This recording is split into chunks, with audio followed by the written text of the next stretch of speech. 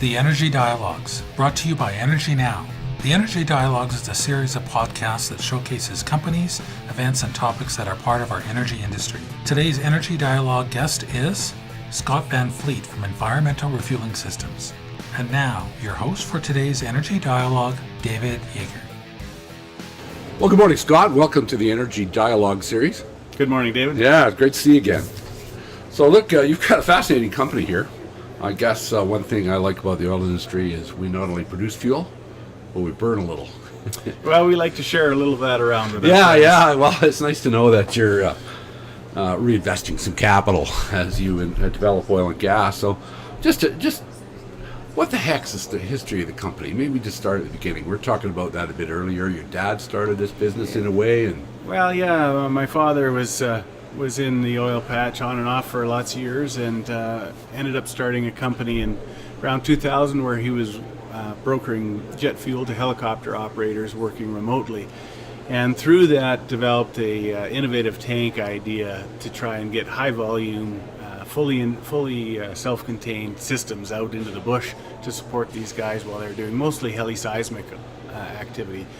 And that led to this innovative tank project, which I sort of came on the scenes and helped them for 2 weeks, and it turned into a little longer program than that.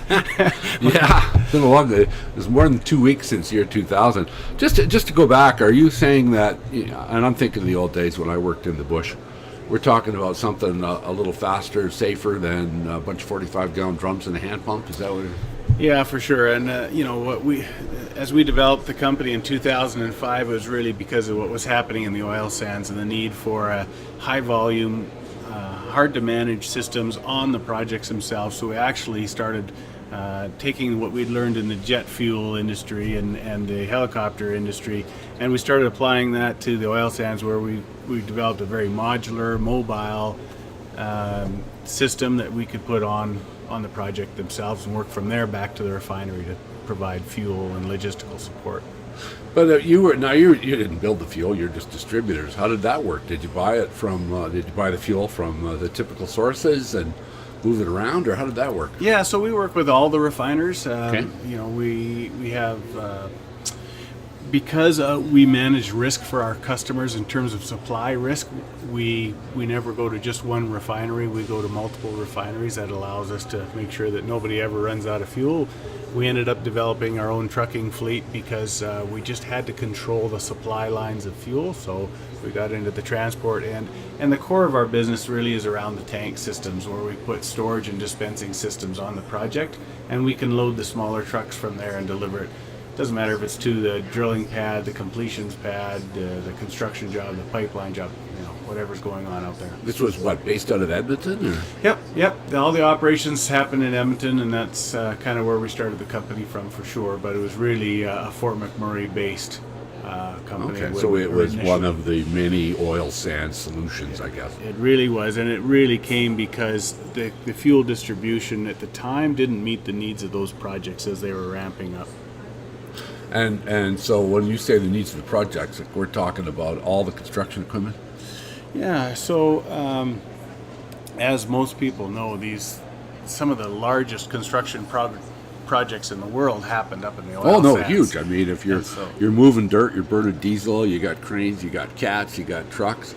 Yeah, so when we started our first project, we did all the homework we could do, and we thought that this project would do 400,000 liters a month, so we built our systems to accommodate that.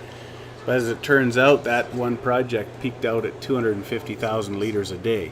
So it was a completely different kettle of fish than really people were seeing in the industry before. Well, as I said earlier, it was kind of the fuel producers to use a little fuel to produce more fuel. That's right. Yeah. Now yourself, you're a cowboy or something. Yeah, I went to Montana State University, got a degree in agriculture, and chased cows all over the world, cowboying and managing ranches, exporting beef and genetics throughout the world, essentially, and did that till BSE hit, and I was running a place in South America, and came home after that because the investors decided they should bring the money home, and All right. decided it was time to do something else with my life. So growing up on a farm, of course, I had a lot of familiarity with the equipment, and Well, you burn a little fuel there too. and of course, being a fourth generation Albertan, I've been around the oil patch to some degree or another for a long time. Yeah. So what just, obviously at one point, when things were rocking and rolling, back 2014, would that have been the peak year? Yeah, so we've had a couple of peaks, I guess. We sort of hit a really nice high at 2008, just before that whole thing crashed, and then we survived that and built our way back into 2010 to another peak, and we actually saw the downturn happening in the oil sands, in the 2012, fall of 2012. The capital saw started. the capital. It was starting to withdraw. We had yeah. 8 of 10 junior projects canceled in the fall of 2012. Wow. Still had lots of business going, and it didn't hurt us too bad, but we definitely saw a shift then, and then of course the last 2.5 years have been challenging for sure. Well, it's been that kind of world out there. So what are the main product lines? You were telling me a little earlier you have a new system that you've just come out with.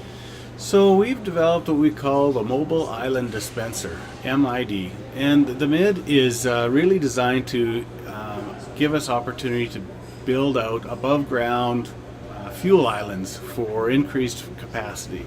So much like you'd see at a truck stop or even a gas station, except for we can do it without ground disturbance. It's all plug and play, it's all modular and mobile. We can build it as big or as small as we want.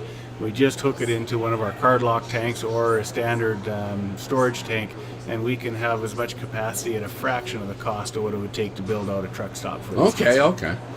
And that is that anybody would use that, or are these dedicated to a specific asset or project? Well, typically they're for public use if they're on a card lock system. Right. So we'll go into an open area where we've got a bunch of companies that are working for an operator, for instance, and we'll be supporting the operator and all the contractors and subcontractors. Right. Or it may be inside a confined project, where it's a little more dedicated to the operator. But Well, I think it was only a couple of years ago at this show I saw one of your self-contained gas stations or diesel stations, or what that was. It was solar powered and card lock and plug and play or pay as you go. yeah, well, and that came from what we learned in the helicopter industry, where everything was so mobile and it had to be fully self-contained. You couldn't be taking a bunch of loads of stuff out to the bush and hooking stuff together. It needed to be ready to go. So our card lock tank systems are absolutely, they've got power on board, they've got the card lock system, satellite monitoring, all the pumps and meters and dispensers, everything. We just drop it on the ground off a winch tractor, ground it, and we're ready to start dispensing fuel. All right. And that would have gasoline and diesel? Yep, those are the two primary products that we deal with. Yeah, Okay. How many people worked at the company at the peak, and how's it looking for the rest of the year? Well, we ended up building 2 companies and have since split them off, but Okay. at peak ERS was about 130 people, and then we had about that many people again in Frac Shack, was another company that I developed with Right. my brother and father, and my brother runs that business now, and I run environmental refueling systems. So we're about 85 people now. Okay. Well, that's a few moving parts on a given day. Yeah, it's a big geographic area that work within pretty well all of Western Canada. So Saskatchewan, Alberta, Northeast BC, actually out to the West Coast now, Prince really? Rupert, and up to Whitehorse, all the way up to Tuktoyaktuk. Huh. So we cover a few miles. Well, this is fascinating because a lot of people probably don't know that there's alternatives to the gas station by the side of the highway, Yeah. or the bulk station in small town Western Canada. Well, if you're out in the bush in a camp somewhere and you're doing a job, to be able to have to run back to town for fuel, it's terrible. Uneconomical. Yeah, and, it puts the project in jeopardy. So we're really there to support those remote projects that are off the beaten path, and that's our specialty. All right. So it says on the notes here, Calgary is obviously where we all hang out. Fort McMurray, Fort St. John, Whitehorse. Yeah, we've got an office in Whitehorse supporting the northern operations up there. A lot of placer miners, heating oil, far north stuff. We do some ice hauls up to Tuktoyaktuk. That's coming to an end now because they've just built an all-weather road up to Tuk. And so this will be the last year that we'll have to run fuel out on the ice up there.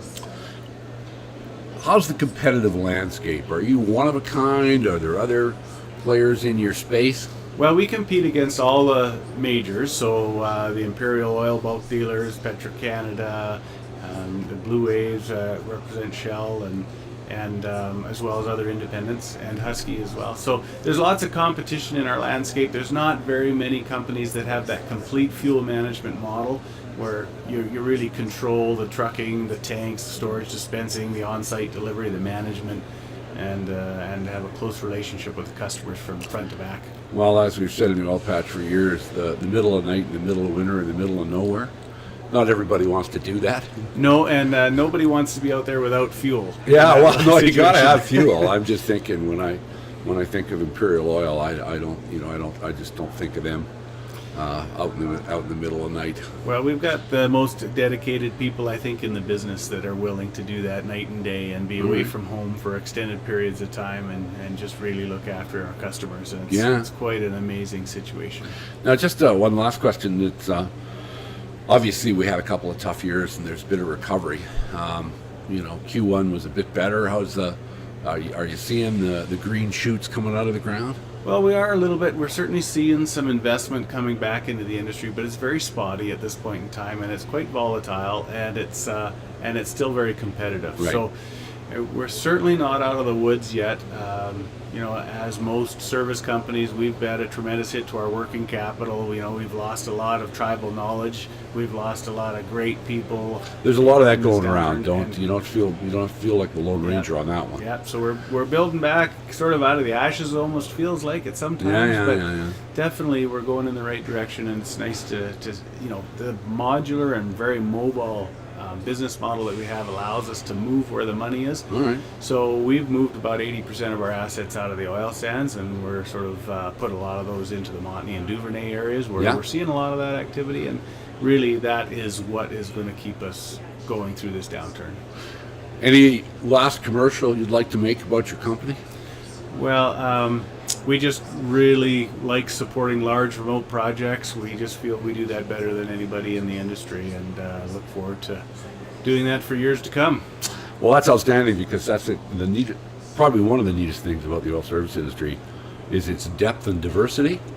And learning about your company has been absolutely fascinating. Yeah, and the mid that we've now got at the show this year, we hope to market that globally. So that's a very different opportunity for our company, because we've always worked just in Western Canada. So right. to get into the international market space, I think will be a very worthwhile and sustaining opportunity for us.